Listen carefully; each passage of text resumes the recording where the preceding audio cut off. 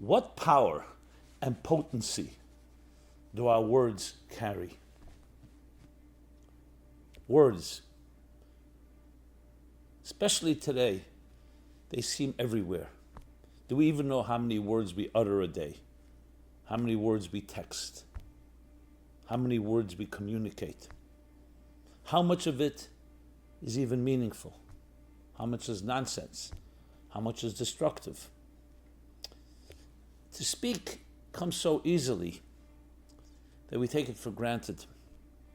We have no quota of how many words to utter a day in our lives. So we speak.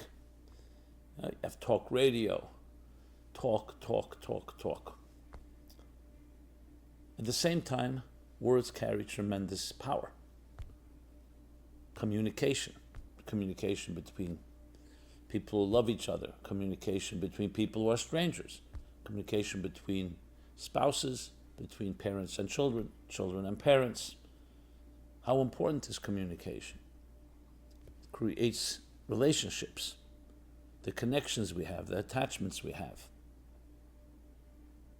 They're channels. So we understand, in that sense, how much power words have. So it's important to pause, step back, and ask ourselves, what exactly are we doing with our words?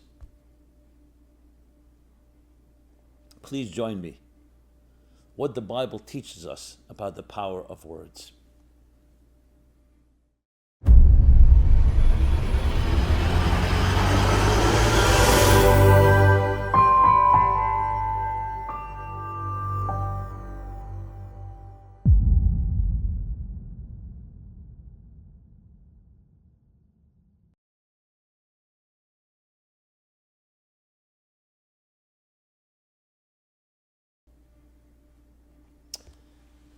Hi, Simon Jacobson here, and we will be speaking about what the Bible teaches us about the power of words. Words. Words are all around us. We speak, people speak to us, marketing, selling things to each other. Words can be used to convey love, kindness. They can be used to manipulate, to abuse. There's verbal abuse, yes. What is the power and potency of words? Of your words, of my words? And do we even think about it? Because it comes so naturally to us to speak. We take it for granted.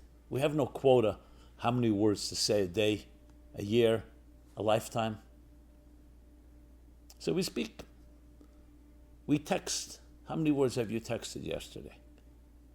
Yes, we know there are word counts, but who even looks at that? You only look at that when there's a limit. You need to produce an article or a book, so they tell you there's a limit. YouTube has a limit of how long a title can be. But generally speaking, we have no limits in what we speak. And look, and what do these words contain? How much of them are how many words that we utter are meaningful, productive, constructive, and how many are destructive? Slander, libel, just to talk negatively about someone. Rumors, talk radio. How much of it is nonsense? Again, we don't really pause to think about it because it comes so naturally. And on the other hand, words do carry tremendous potency and power. Words are the way we communicate with each other, how we reach each other, how we develop relationships between spouses, between parents and children, children and parents, between strangers. The words we use can offend. The words we use can also connect. The right words are used, you can prevent wars, battles, whether on a personal level, an interpersonal level, or a global level, or communal level. Sometimes to appreciate something, think about it if we didn't have that. Imagine we didn't have words, we didn't have the power of speech. What would life be like? besides everyone living in their own container, in their own box, without the ability to connect to each other, there'd be so many other things that simply would not exist. Words also, the words of music, of song. So it's time to step back, pause, and let's think about this power of words. There's no question, whenever you deliberate about any topic, you usually become more conscientious, more sensitive. And the next time we speak, perhaps we think about what these words are, what they can accomplish, and also how much they can hurt. So where do we begin? We begin from the beginning. A newborn child does not speak. It makes sounds, but actual speech develops after age 1, 2, 3. And it's quite fascinating to see a child beginning to speak. Besides the adorable, it's just fascinating to see how quickly a child begins to speak. You would think speech would be something that would take years to develop. I mean, we go to school to master something, it takes years, and here, within 1, 2, 3 years, a child is speaking. Obviously, vocabulary will continuously grow, the repertoire of words, but the actual speech and communication is there. And actually, psychologists and scientists try to understand why. The Kabbalists tell us because there are words in the nefesh, in the spirit, in the soul. There are words already there. The child is born with words because words are channels of energy. Actually, to express them in sounds, that takes the effort. So in other words, if you had to teach, in other words, no pun intended, if you had to teach a child words from the source, from the core, that can take a long time. But since the words are there, what you really have to develop is like the pipes. The water is there. You need the pipes to distribute it, to channel it, to express it. And that's where children pick up the language of their parents. Each language, each country according to its language. But the speed is there because the words are already embedded in the soul. Now, what does that mean? That means that words are more than just containers. Words are actually channels of energy. And indeed, as the mystics explained, on all levels of the cosmic order, even before we're born, even before existence begins to be, words were created in order to channel energy. And indeed, when you look in the Bible, what do you find? The first thing, after it says in the beginning God created heaven and earth, and the earth was covered in darkness, was chaotic and covered in darkness, and the Spirit of the Divine hovered over the waters. Then it says, in this darkness, and God spoke. God spoke, Yehi let there be light, and there was light. Speaking, the first words, is the divine speech. And then it continues that every subsequent day of creation, God spoke. God spoke. And indeed it says there are 10 statements, Asara Maimaris in Hebrew, Maimer. Maimer is a statement, a declaration, 10 statements. And these words, as explained again by the mystics, are the channels of energy. Because energy itself is seamless, is shapeless. You know, think of a projector projecting light onto a screen. It's just white light. You put a film of letters or images, and the light is now channeled to whatever the specific story you want to tell. Words, you put cut out words, and you suddenly see words of light. So essentially, words are the channels of energy. So to create a structure like our existence, we need to speak. Let's think of it on a human terms. You're an architect, you're an artist. You want to build a beautiful mansion, compose a tremendous symphony, an exquisite piece of art. So that's all coming from within your spirit. You begin thinking about it. And thinking also consists of words. You may not be aware of the words because they're somewhat submerged in the very energy of the idea. But just the mere fact that a thought has parameters. 2 plus 2 equals 4. Even if you don't say it in your thought, there's the parameters. But then when you begin to speak it, and we need to speak it, first of all, to clarify it even for ourselves, but also to communicate to our team, or to our clients, or to whoever we're communicating. So speech become the channels of expression of that inner vision, the inner thoughts, feelings, sentiments, ideas. Now, if you put the words on paper, it actually takes on a new shape. It's not just speech. It's now words on paper. But we're speaking about words in general. So they're words of thought, words of speech, and words of action, meaning when they're committed to paper. They're all words. That's the power of words. So it's not just what we speak, it's also what we write. But of course, we speak a lot more than we write in most cases.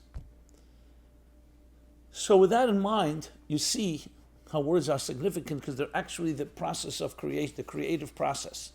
They channel from places that are more ethereal, abstract, undefined, intangible, into concrete structures. That's what words are. And indeed, the Hebrew word for the word letter, us, means Asaboka, the morning has arrived. It's a channel, it's a conduit of delivering something. It's delivering an energy through these words. Now when you think of it that way, then next time you're using wasted words, and there's an expression like that. Devarim betelim is a Hebrew expression. Wasted words, words that have no purpose, that are not having any effect. Talk just to talk. What's wasted words? Means you're using channels that are meant to express something from your soul, from your spirit, from your energy, for nothing. It's like having pipes that are not delivering anything. When these pipes could deliver water, energy, other valuable resources. So this is not a judgment about how we speak and how much nonsense we speak and how much time we waste in our words or what we write. It's rather an understanding and appreciation of what this is. It's a tool, a gift, instruments. And when you look further in the Bible, you'll see constantly more than you can even imagine. Besides the very fact that the Bible is a book of words, but these words contain, as I said, the energy of creation itself. The mystics explain that in these words, everything in existence, not just the 10 statements, those 10 statements of the divine, contain in them, when you do the right permutations and configurations, the expression of everything, just like ABC. The letters of the alphabet have infinite ways of combining them to express anything you want to express.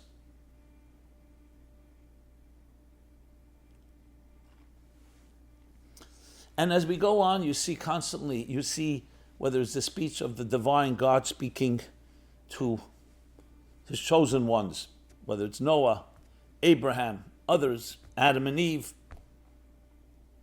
or is the communication between people themselves. When we read later about the story of Sinai, again, 10 commandments. Now it's called Aseres HaDibros, Dibur, the 10 commandments. It's actually not really definition commandments, it's actually 10 words or 10 statements. So the mystics explain that these 10 originate from the 10 spiritual spheres, Sfirot, the 10 channels of emanation, which again are reflected in our own soul, in our own faculties. What do we have in our faculties? 10 conscious faculties, 3 cognitive ones, and 7 emotional ones. But as faculties, they remain part of our faculties. Through words, they become expressed. They are the channels again, the channels that deliver and distribute the message, the energy.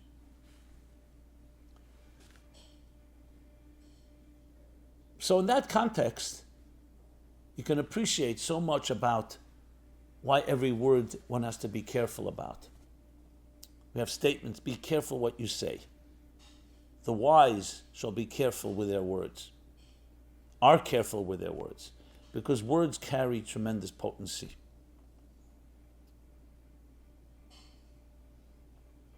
You have a story in the Bible.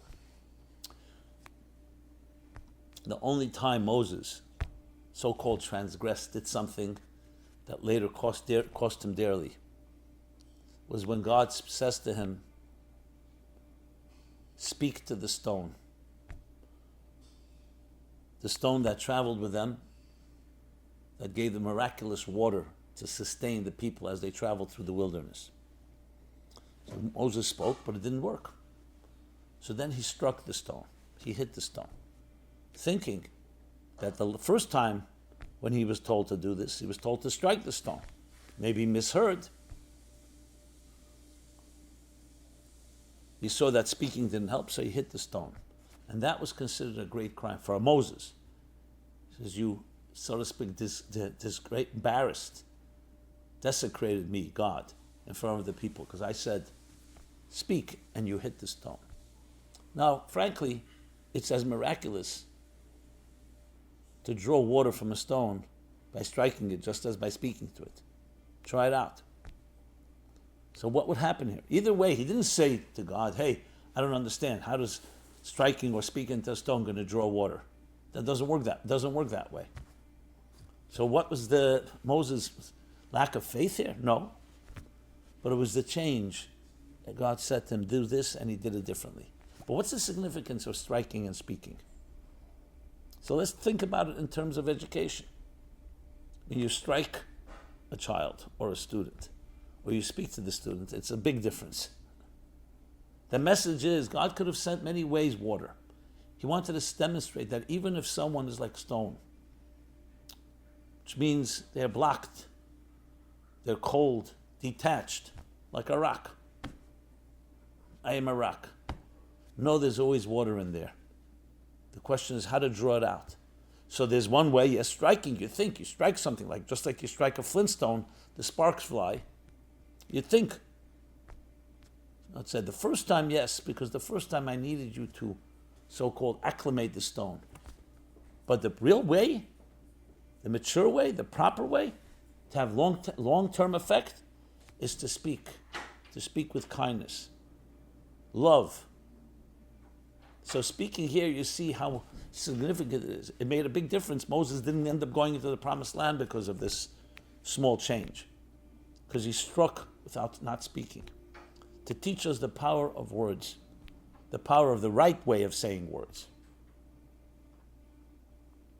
Much talk about abuse, physical abuse, emotional abuse, sexual abuse, but there's also a thing called verbal abuse.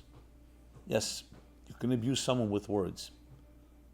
Words cut deep, especially when it's coming from a loved one. Critique, especially incessant critique. Saying something really derogatory, insulting. You may think words come, they wash off, and so on. No, words have deep impact, especially on children who are impressionable. So be careful how you speak. Be careful what you say and how you say it. It's not just what you say, it's also how you say it. As a teacher, as a speaker, I can say to you, it's all about how you say it, not what you say, actually. Meaning the message can be a very powerful one, but if you say it the wrong way. So speech is really considering both what to say and how to say it. Make sure that your speech is commensurate with the audience that you're speaking to. Who's your target audience? You can say a word that to you is innocuous, another person will go ballistic. So when we think of words in that way, the words we speak, the words we think, and the words we write, we come away with a whole new understanding of such a critical tool in our lives. And indeed, one of the ways we express, when we speak about the four kingdoms, the four species, you speak about the mineral kingdom, the vegetable kingdom, and the animal kingdom, then we speak about the human. The expression is medaber, the speaker. What made Adam and Eve unique? That they spoke. Now we know animals also give off sounds, but you can't call it speech. Yes, there are parrots, and there are other animals that can mimic, but they're mimicking. Because speech is not just the ability, because you could think, why not teach an animal how to speak? Because as I said before, speech is not just the pipelines. Speech is coming from the deepest words within your soul. And if you don't have those words in your soul, you'll never speak, even if you have a perfect mouthpiece.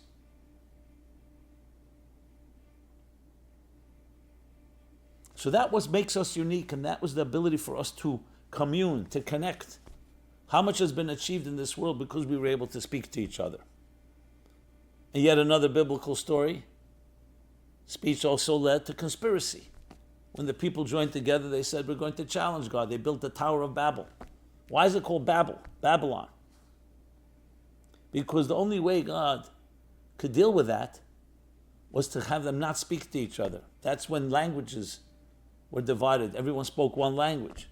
If you can't speak to each other, you can't collaborate. You can't conspire. What would Hitler have been able to accomplish without speaking? His power of speech, his mesmerizing power to hypnotize his audiences. So here again, you see the power of speech in the positive, and also how powerful it can be in the negative. To incite. Words matter. Deeply matter. Words create. They're the power of creation itself. Now, why weren't we given a quota to speak a certain amount of words? Because we're given free will.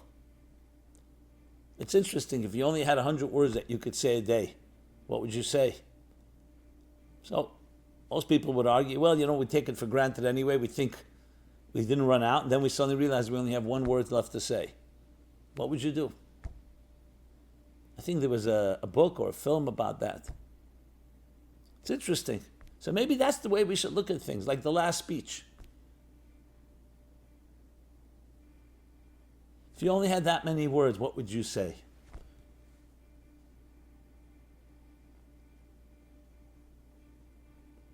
Now, we know there's other ways to communicate. There are people who unfortunately cannot speak, for whatever reason. They can communicate many other ways, besides sign language and movements, but body language. You see this, very powerful ways to communicate. But speech is still ultimately the ultimate communicating tool. But as I said, words don't just mean speech. We also talk about words of thought, but especially the expressive words. We can go on and bring many other biblical references, but it's speech that created relationships and speech that destroyed relationships.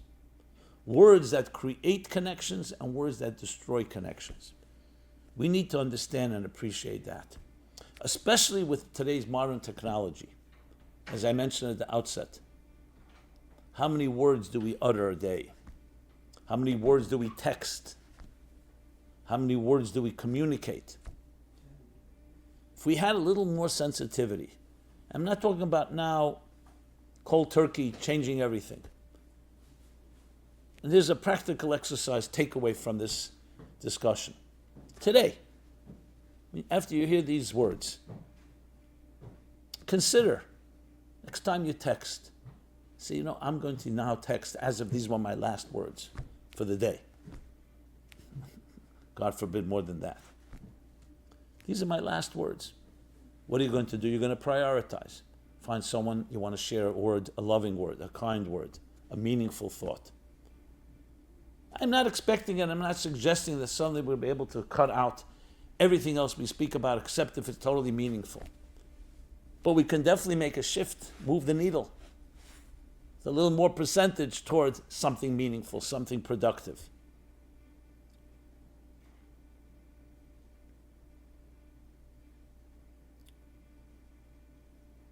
So it's about awareness and acting on that awareness. And today everything is amplified. The words you say, the words you write are forever. Once upon a time, you could have imagined, you could have at least deceived yourself into thinking, there's no one listening. I'm speaking in private. But today, everyone is listening. Yes, you still can get away a secret here or there, but you never know. And you also understand, today we understand that the very the very air around us is absorbing every word we say. There's an expression that in the future it'll be the stones of the wall will cry out because they absorbed everything we've said, everything we've done. And that's not surprising today when you think about it, because there's no such thing as empty space. Everything is vibrating, pulsating with energy.